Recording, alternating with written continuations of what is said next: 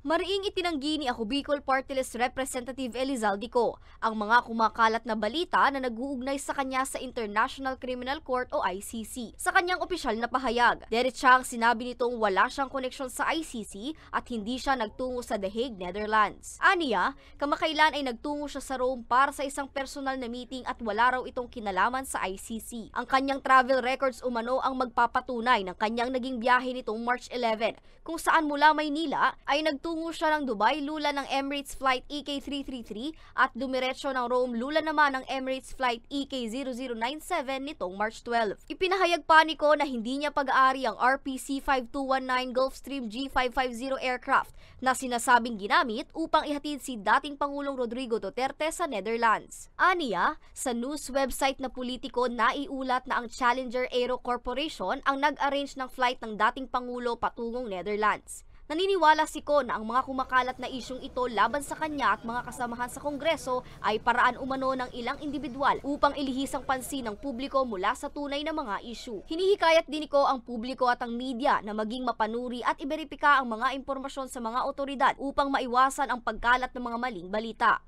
Para sa mga balitang Tatak Bicol, Angeline Dagta.